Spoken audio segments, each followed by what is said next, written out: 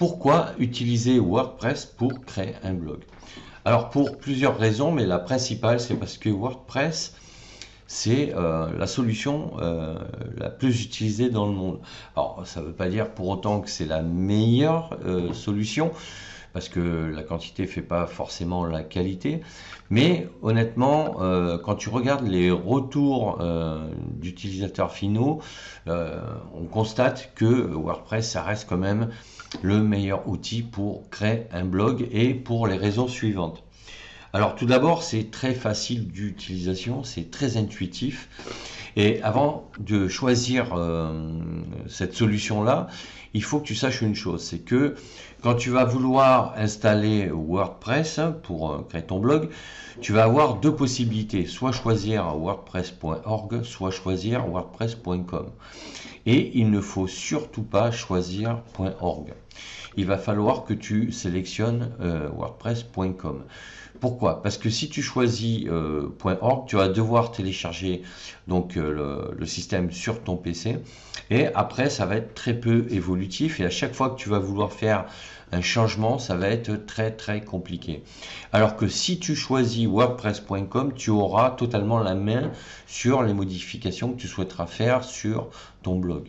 Donc de toute façon, pour installer WordPress, il va falloir que tu choisisses un hébergeur pour héberger ton site, puisque WordPress, même si on parle de blog, un blog c'est quoi? C'est un site internet. Donc quand tu vas choisir ton hébergeur, tu auras la possibilité aujourd'hui chez tous les hébergeurs d'installer directement chez lui donc la solution WordPress, et ça se fait vraiment en quelques clics. Alors évidemment, au préalable, tu devras choisir un nom de domaine qui sera le nom de ton blog, d'accord? Donc ça, il faut que tu fasses un bon brainstorming pour pas te tromper dès le départ. Mais bon, c'est pas l'objet de cette vidéo, j'en reparlerai dans d'autres vidéos. Mais voilà, tu pourras installer automatiquement WordPress chez ton hébergeur.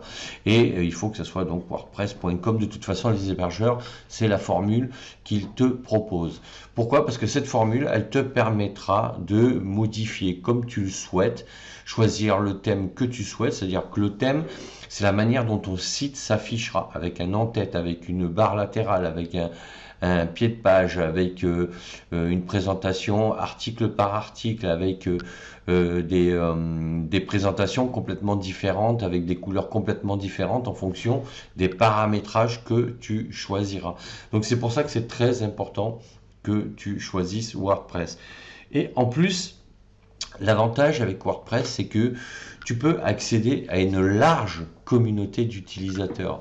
Et là, si jamais tu as des petits soucis, parce que selon les versions, tu peux avoir quelques bugs parfois qui vont apparaître sur ton blog. Et là, tu vas pouvoir aller sur des forums gratuits où tu vas pouvoir poser tes questions, et en général, l'assistance WordPress te répond très rapidement si d'autres internautes ne l'ont pas fait avant. Mais voilà, alors ça ne veut pas dire que tu vas avoir des problèmes à chaque fois, mais alors moi ce que je te conseille quand tu vas installer WordPress, bon tu vas avoir une première version imposée, c'est normal. Et tu vas voir que WordPress propose des versions régulièrement, presque tous les ans et tous les 2 ans. Mais moi, ce que je te conseille, c'est d'attendre quand il y a une nouvelle version qui est proposée, d'attendre au moins 6 mois et d'aller sur les forums pour voir s'il y a des bugs par rapport à cette nouvelle version.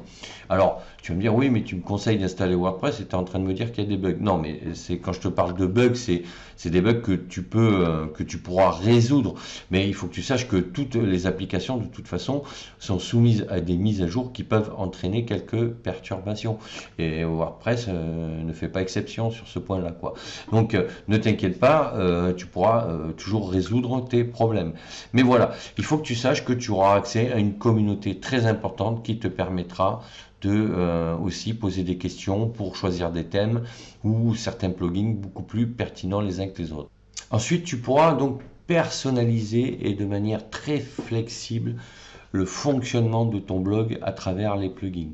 Donc, ce qu'il faut savoir, c'est que WordPress, pour fonctionner, a besoin de plugins. Les plugins, c'est un peu comme les pièces moteurs dans une voiture, d'accord? Si tu as une carrosserie et que tu n'as pas de moteur, ça ne fonctionne pas. WordPress, c'est pareil. Si tu installes WordPress, mais que tu n'installes pas les plugins, ton site ne fonctionnera pas. Donc, il va falloir que tu installes une dizaine, quinzaine, voire vingtaine de plugins. Donc, la plupart sont gratuits avec des options payantes, mais marchent très bien sur leur version gratuite. Et pour les installer, c'est vraiment très facile. Quand tu vas dans la barre à outils extension, tu tapes le nom du plugin, voilà, il s'affiche, tu fais OK, installer, activer, voilà, ça en général. Après, ce qui peut prendre un peu plus de temps, c'est le paramétrage interne des plugins. Mais ça, je ferai d'autres vidéos sur le sujet pour t'expliquer comment bien paramétrer tes plugins. Parce que c'est ce qui va déterminer le bon fonctionnement d'un blog. Donc, qu'est-ce que le bon fonctionnement d'un blog? Ben, c'est sa rapidité d'affichage. C'est-à-dire que plus ton blog s'affiche rapidement et plus tu as de chances d'avoir du trafic sur ton blog. Du trafic, ça veut dire un nombre de visiteurs important. Donc voilà pour la partie personnalisation et flexibilité au niveau des outils. Pareil pour le choix des couleurs, pour le choix des thèmes. Tu as toute une palette de thèmes que tu pourras choisir pour avoir un bon design qui te plaise. Ensuite, tu auras l'optimisation pour les moteurs de recherche parce que WordPress est conçu pour être optimisé SEO à la base. Ça veut dire quoi?